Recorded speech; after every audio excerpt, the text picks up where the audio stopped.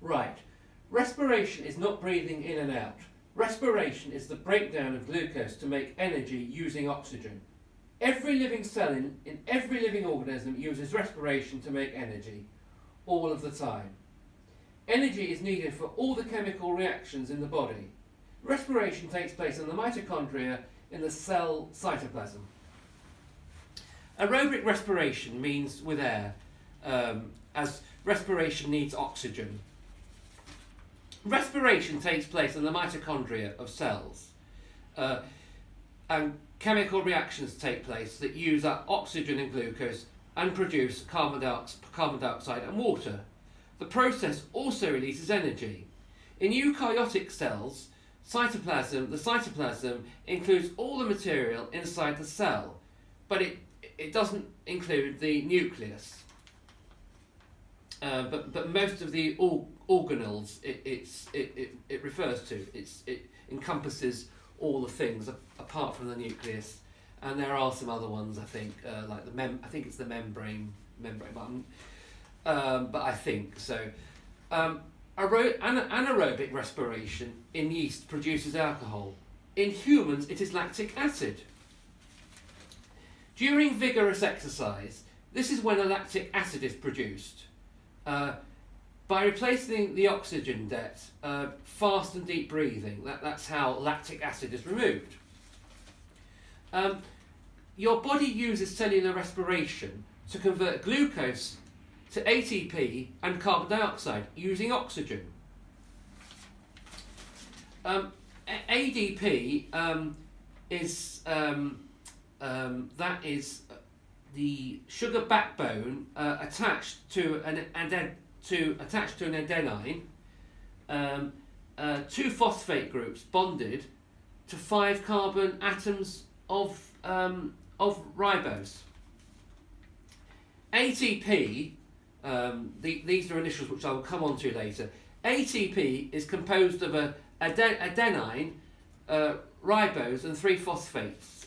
So basically, it's 3 main structures, 3 main points. The nitrogen base is the adenine, the sugar is the ribose, and the chain of 3 phosphate groups.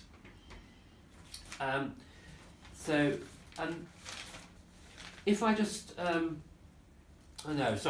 just going to come on to my whiteboard later on, right? The ATP, the adenosine triphosphate, is a complex organic chemical that provides energy to drive many processes in living cells. For example, muscle contraction. It's found in all forms of life. ATP referred to as a molecular unit of currency. And ADP is an organic compound in metabolism essential to the flow of energy. Right, if I could just have you over here, please, thank you.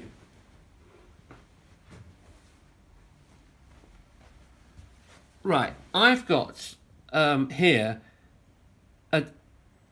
adenosine triphosphate, and I've got the chemical formula. So it's 10, 16, 5, 13, and 3, and it's carbon, 10 atoms of carbon, 16 atoms of hydrogen, 5 atoms of nitrogen, 13 atoms of oxygen, 3 atoms of phosphate. Now, if you come a little bit further down, I've got adenosine diphosphate, and that is 10 atoms of carbon, 15 of hydrogen, 5 of nitrogen, 10 of oxygen, and 2 of phosphates.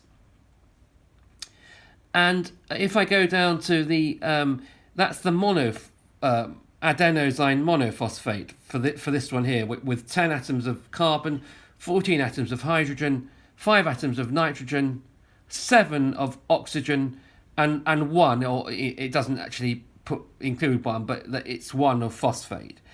And one phosphate group is removed by breaking a phospho and hydride bond in a process called hydrolysis, where energy is released. So that's right. So I just thought, thank you very much. And can I just say one more thing? The phospho I've put there is PHOSPHOANHYDRYD. Thank you for that. Thanks very much. And the just a minute. Sorry, can I? Right.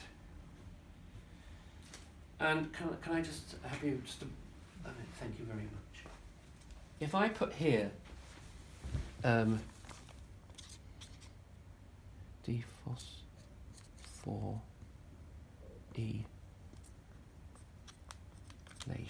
Now I've put here dephosphorylation. Now, thank you. Thanks. Thank you. The dephosphorylation is the removal of a phosphate. It's a removal of a phosphate. So if I put PO, sorry, can I just, sorry, that's very kind, thank you. PO3 minus 4. So it's the removal of a phosphate group from an organic compound by hydrolysis.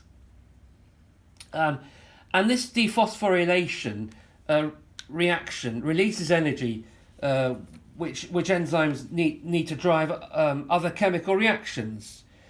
And if I put here ATPase, now that's an enzyme, and that catalyzes the decomposition of ATP into ADP and free the phosphate ion. So so if I just thank you very much. And the 1-phosphate group is removed by breaking the. It's the same actually as the 1-phosphate group. 1-phosphate group is removed by breaking the phosphoanhydride bond, and that's the same thing. ATP becomes ADP, and then ADP becomes AMP. So that's what happens. So the adenosine triphosphate becomes adenosine diphosphate, and then the adenosine diphosphate becomes the adenosine monophosphate. Thank you.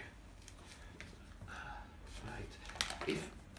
If I could just, I'm just going to write something else down here. I've got here C. Can you just come over here, please? Now, this here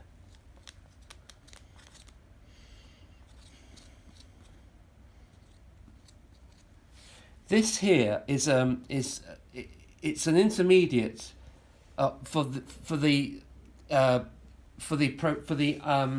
ethanol final product. It's an intermediate, so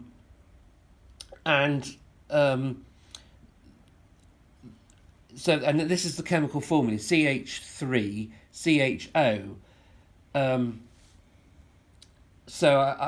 then if I go here, sorry, can I just put this down here? I'll put some other stuff down here. ACTYL CH3CO, and I'm just going to put here, it's a chemical formulas, but I'm putting this down here like that. So that yeah, can I just start to finish it now? Thank you.